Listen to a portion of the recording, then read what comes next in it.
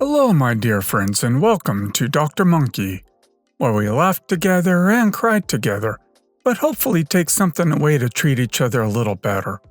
Here are some interesting stories. One about a lady who literally pushed OP in a wheelchair away from OP's family. Please subscribe if you haven't, and I hope you'll enjoy it. Story 1. A few years ago, I was living in Vegas, and an EM literally wheeled me away from my family. I have a number of health issues, and after a few botched surgeries and neurological damage, I was bedridden. I never left my house, bed, except for doctor's appointments. I hadn't been out at all for 2.5 years. I had worked really hard on my daily physical therapy, and my balance had greatly improved. My family came out for a visit.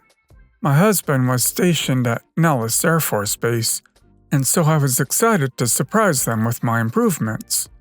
I could stand and walk, and was actually wearing pants.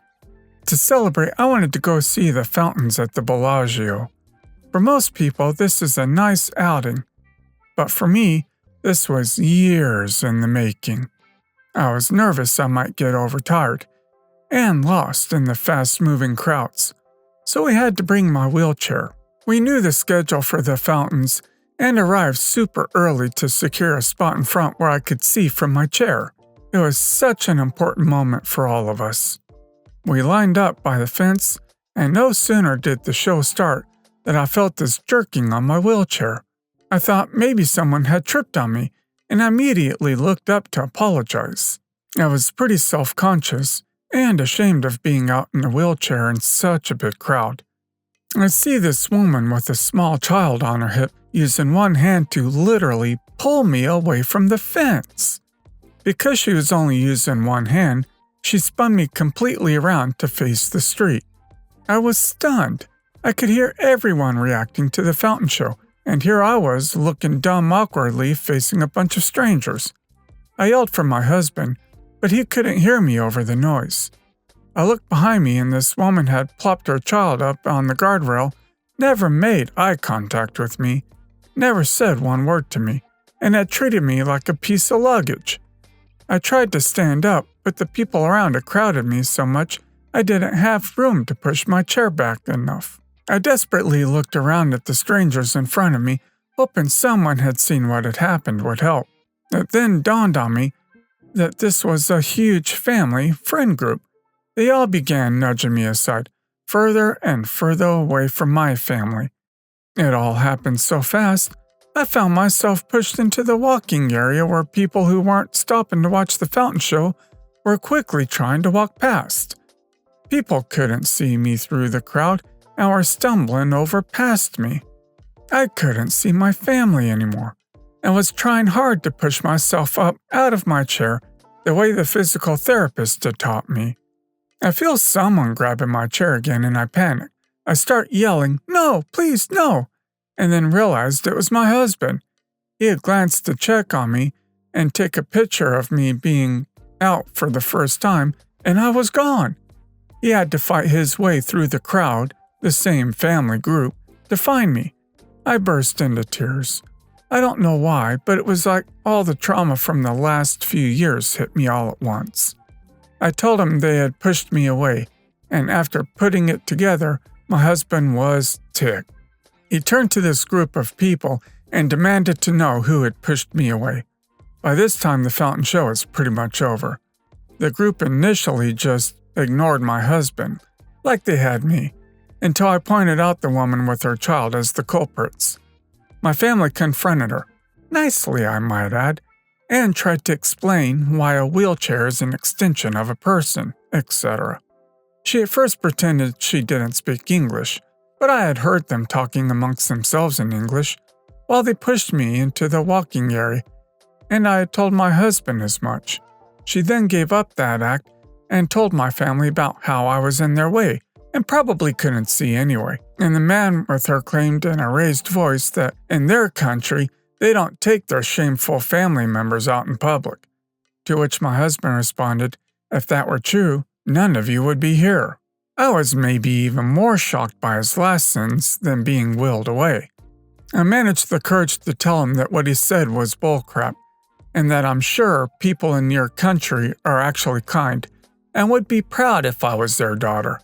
I remember the exact words I said because I was very proud that I stood up to them. The group collectively scoffed, spoke to one another quickly in what I think was Hindi, and slowly walked away as if nothing happened. We didn't stay for the next show because I just wanted to go home. I don't know which is worse, pushing a disabled person in a wheelchair out of your way or wrongly painting your countrymen as prejudice. That is such horrifically rude behavior, no matter what culture you come from. The pathetic excuse they made and the way they reacted when you confronted might be even more vile than the action of pushing you away in the first place. I'm so sorry. What should have been a triumphant and special moment in your life was taken from you. I can only imagine the frustration and powerlessness you must have felt. At least you can look back with pride knowing you stood up for yourself, and that you've got a stand-up guy by your side looking out for you. People are the worst. Story 2. Recently, my husband and I moved out of the state, since we do have a very bad history with my mother-in-law ever since we got married. She has caused a lot of trouble to my husband and I. We decided not to tell her directly, because we didn't want her to cause any negativity during our move. We did tell my sister-in-laws, and obviously we knew they would tell her. We did not share any time or date of our move. Since then, my mother-in-law knew but didn't say a single word to us about our move, which I found extremely concerning because she's not the type of person to stay silent. My husband and I finally just moved to our new apartment, and not a single word was said to any of his family members about our move date. We didn't even spend a full day in our apartment when mother-in-law texted me saying things like, "Have you settled into the new place? You guys must feel very tired," and asking me if I liked our new place. Being fake nice to my face like always.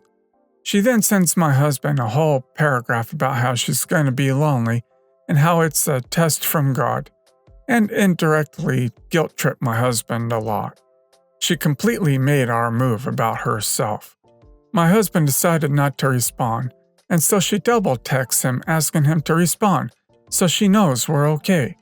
He proceeds to let her know that if we don't respond, it means we're busy, because we're still in the process of moving in. What concerned me is, how did she know? Where did she find out? We did not share with anyone we are sick. But fast forward to today, my mother-in-law randomly texted my husband saying, "If you feel sick, dull down, etc., make sure to take vitamin D. Your body needs vitamin D." And it seemed as if she knew he was sick. A while back, my mother-in-law used to have my husband's location.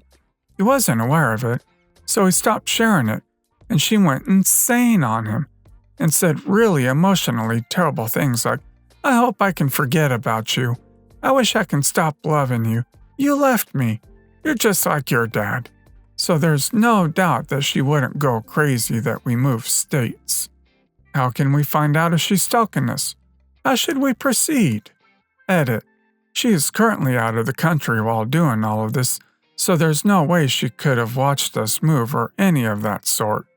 My husband also said he's not sharing any passwords or isn't logged into any devices. We also haven't told a single person when we are moving.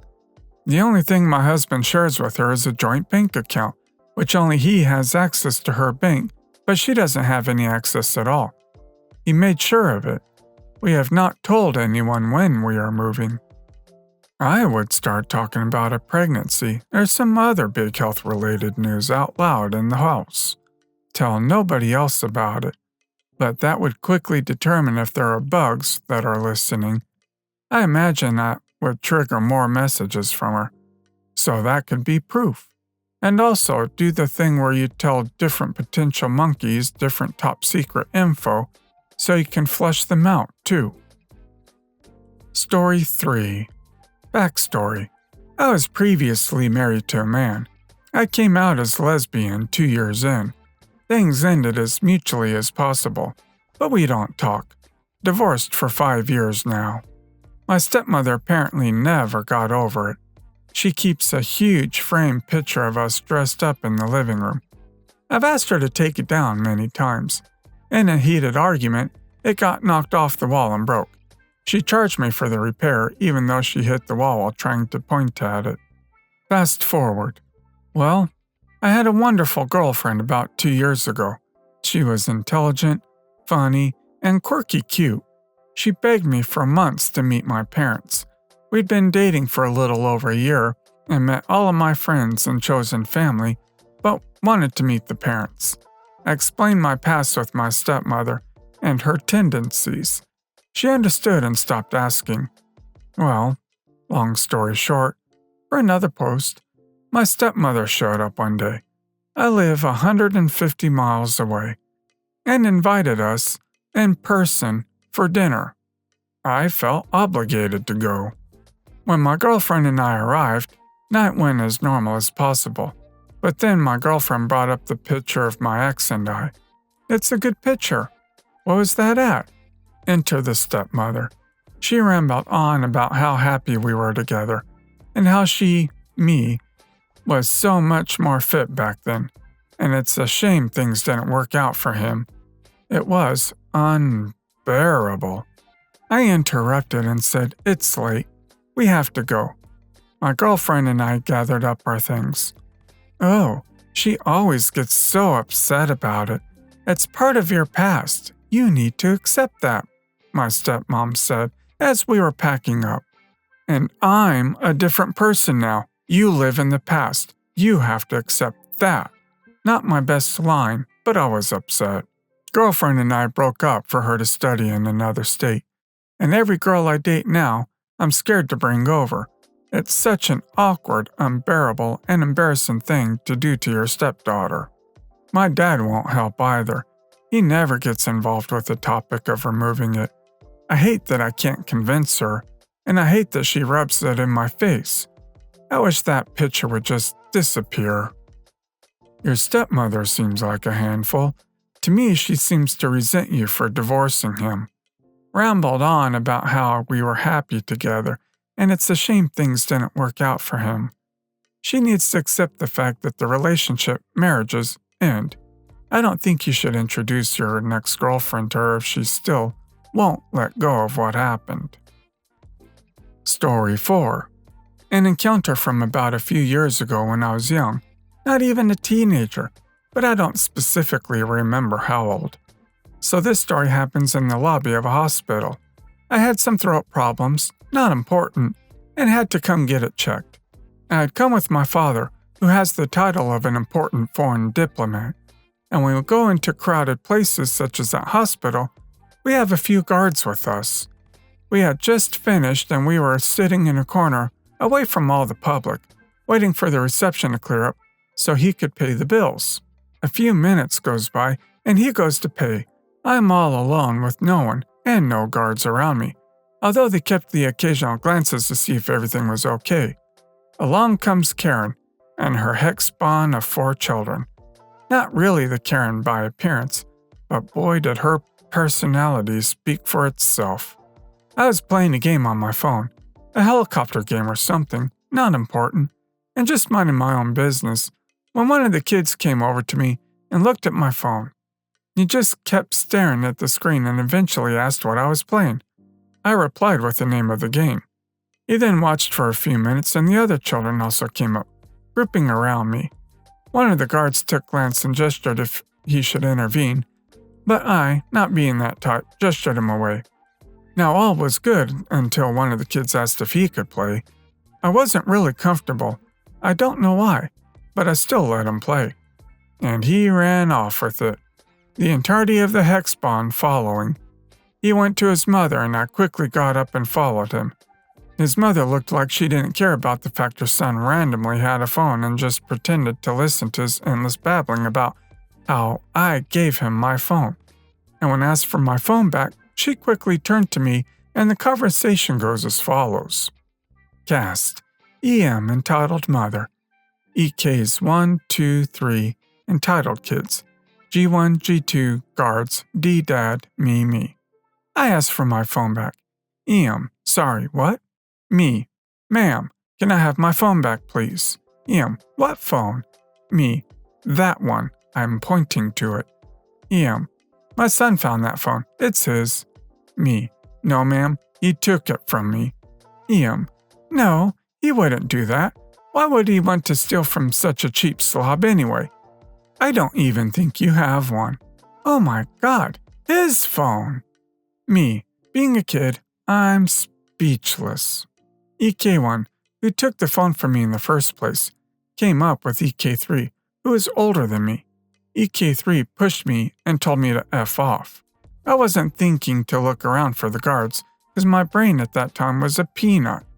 I slowly start sobbing, and EK1 starts laughing, as EK3 mocks my crying and calls me a baby and stuff, which came out harsh to me at the time.